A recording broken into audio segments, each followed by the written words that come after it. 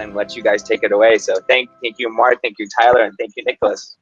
I'm Nicholas, and Tyler and I made the documentary DOSED, which is a documentary that follows a woman who was addicted to opioids and suicidal and at risk of overdose at any time from taking street drugs, heroin laced with fentanyl. And she, through a journey that you have to see if you watch the film, ends up getting involved with some underground practitioners of Iboga. And Iboga would be the root from Africa, of which Ibogaine is the compound in.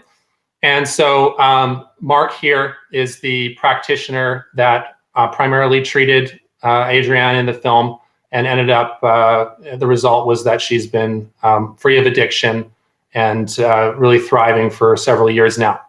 So the film was a smash success. We were lucky to receive great reviews from places like RogerEbert.com and Forbes. The film went around the world and doing a theatrical screening tour that was only canceled by COVID.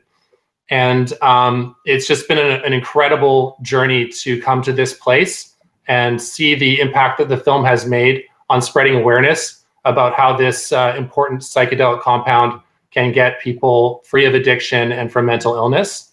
And every single day, we receive emails from people who have been moved by this film to start their journey to break free from addiction. And so we're here to keep on spreading the word of what the potential of this medicine is as it moves towards hopefully clinical trials and legalization. Tyler, would there be anything just to add to that summary? Yeah, I mean, I would just add that when Nick and I started out on this journey, it was my friend Adrienne who kind of came to me in a suicidal situation. And I think most people don't know how to deal with that. It would be, well, there's hotlines and, like, did you talk to your doctor and stuff like that? And then Adrienne had exhausted those resources for, 15, 20 years. She'd really been stuck in a broken system on multiple prescription medications and counseling and, rehab, and nothing was working for her. So because I had just recently learned about psychedelics and how they can be helpful for mental health, I asked her if she'd ever tried that. And that led us on this journey. And to be honest, I was quite skeptical in the beginning that this would even work. I thought we might film once or twice and then not film anymore and figure out, how else to support Adrienne. And what happened was the first time that we documented her, she was taking a small dose of magic mushrooms, and it really blasted her out of her depression. And that, led her to continue pursuing this plant medicine avenue instead of the medical system. And, really a pivotal point for us, we had never heard of Ibogaine or Iboga. Of course, you've heard of LSD and magic mushrooms, and ayahuasca is more known, but Ibogaine is one of the most important things. And as we met people in the plant medicine community in Vancouver, and Adrienne was getting introduced and meeting them as well, Gareth, I think, was the first person to say to us that Adrienne needs Ibogaine or Iboga because she's addicted to opioids. And what it does is it severs the physical connection, and that will give her the room to work on the rest of her mental health and struggles with addiction without having the physical withdrawals and overcoming that part of opioid addiction, which as I understand is totally horrible. And then shortly after that we met Mark Howard, and there's really not very many people that would talk to us or wanted to be part of a documentary. So we're super grateful that we met Gareth and Trevor and Mark and Robin, Mark's wife, and all these other wonderful people and all the experts that we were able to film from around the world in the documentary to accompany, some education and support around why Adrienne was going on this journey. And then ultimately we just decided to follow Adrienne's journey from start to finish. Even though we filmed a lot of other people that had positive results with psychedelics, we decided, well, why don't we just follow somebody going through the whole thing rather than having people just interview and talk about it on camera. And yeah, Mark, if you want to take over, what were your thoughts the first time that I reached out to you and the whole talks of Adrian's journey in a documentary were coming to light? Thank you for having me. I'm really honored to speak at this event and share more information with people. When you guys first called me, I was actively working with quite a few people. And back then it was just for me, I have so much respect for the people who work with Ibogaine in the world and Iboga, and I was doing my best, and learning the ways of it. I was trained in a little more traditional sort of way to use Iboga. But I've become very fond of the new, beautiful, efficient, and safe protocols, especially Universal Ibogaine is embracing. So back when you guys first contacted me, I knew it was a bit dicey to do this on film. It wasn't that it was dicey. I was willing to put myself out there because I knew the effectiveness and the efficacy of this medicine and just this magical solution to drug addiction and how it needs to be brought to people. There's just a lot of sort of unnecessary suffering going on when, there's, to me, an obvious solution or a very, very rich, positive step forward, a really rich, positive potential. So when you guys contacted me, I was excited in one sense because my butterflies, because I knew I was going to do it because it was my time, working in that sense on a bit of the front lines with people, seeing what the medicine does and how to do it.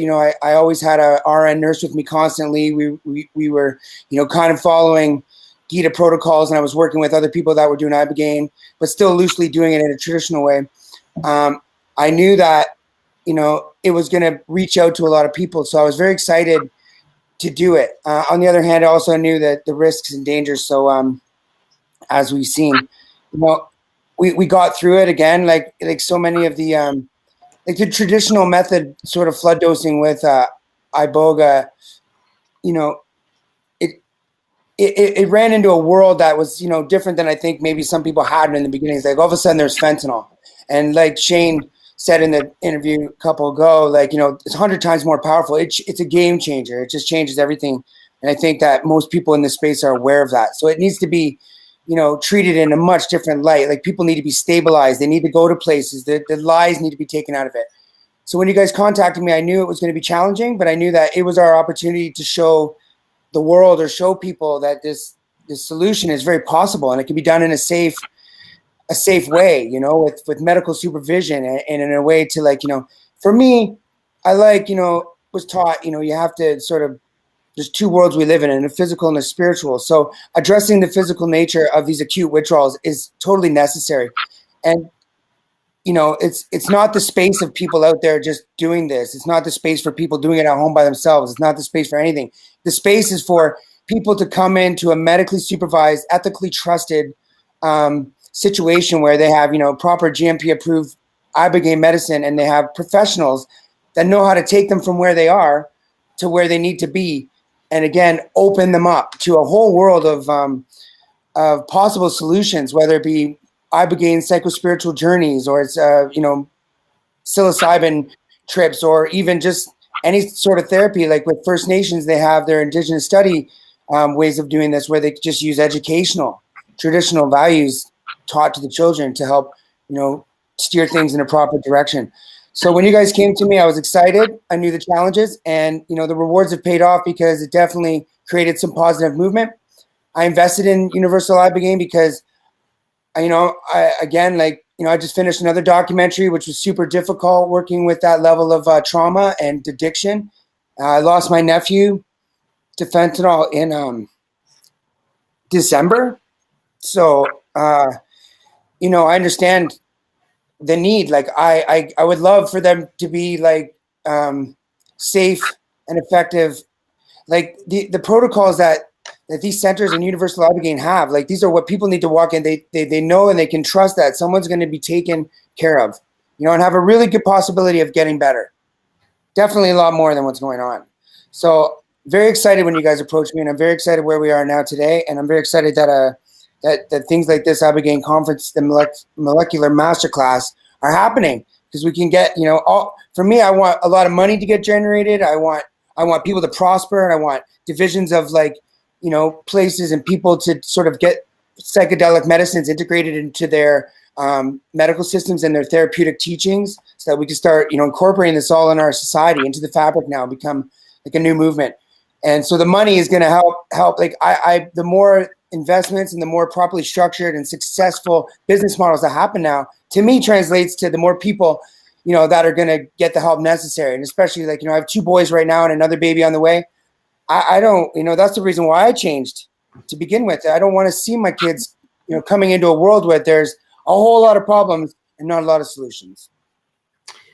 Mark, it was just an honor to film you in this documentary, because you were really on the front lines, as you said, putting yourself out there and doing something which was pretty sketchy to do on camera by some standards. But the reasoning for that was to help people. There's an incredible need right now in our society to treat people meaningfully in a way that works with when they're addicted to drugs or have mental illness. It's a crazy epidemic right now, as everyone knows, the opioid overdose epidemic throughout the world. And right now, the solutions that are legally in place are not working.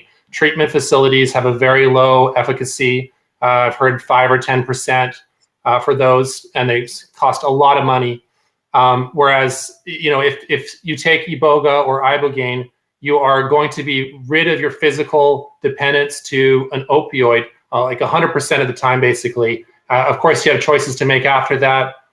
People can go on later to decide to use drugs again, which is why there needs to be an aftercare program and a solution with support from therapists and the community to make sure that the choices are good moving forward. But the actual efficacy of the drug to remove the addiction and help with some of the reasons why people are addicted is incredible. And the fact that you put yourself out there and allowed us to film you in this incredible journey. Everybody who hasn't seen it, if you go to dosedmovie.com, you can watch it. It's available on iTunes, Amazon, various places. It's an incredible journey with twists and turns, a lot of drama. And what I'm hearing from you, Mark, is that you're looking to hopefully get this more standardized and more medicalized, so there aren't as many twists and turns. And it's like a very, very, very safe and standard practice that people can use and that can be embraced by the medical community. And when we were filming Dosed, it was difficult because there was no acceptance within the medical community. Adrienne was on methadone, which is a long-acting morphine, a long-acting opiate, and she was needing to transfer to a short-acting opiate in order to be able to do Iboga, and just having a doctor actually prescribe that was like pulling teeth, and it was very difficult to do. And so essentially one of the themes from Dosed is that the ancient traditions and the medicines which actually work need to link up with modern society and doctors and medical systems and politics in order to bring this life-saving medicine to the masses. So I'm with you, Mark, on everything that you're talking about. I just want to thank you for helping to push this forward into the mainstream. Yeah, well, you're welcome. I mean, and you guys too. Like, it kind of all came together for us at a good time. Like, because you guys were, you can't plan this stuff. It just all happened. So, mental health is wealth, and so, accomplishing these goals is going to take a huge effort. And there's there's things that I'm good at, and that a lot of times comes down to being very attentive to someone's needs, so that I can take that into a psycho-spiritual experience and help with the recovery with someone's inner connections with their own soul, to really help propel them out of the rut they're in life, and the acute withdrawal stage. I kind of have a saying here. It's almost like a really dry sponge. The sponge is so dry that you can't even pour water on it. It just pours over it. It doesn't even absorb it. So, there's a total need for a totally safe, medically supervised and protocols and efficient protocols to get people clean, so that they can kind of rehydrate that sponge in a safe way. And then they can absorb so much after that, and that's where the real progress can be made. So this is an exciting time for something like Universal Ibogaine.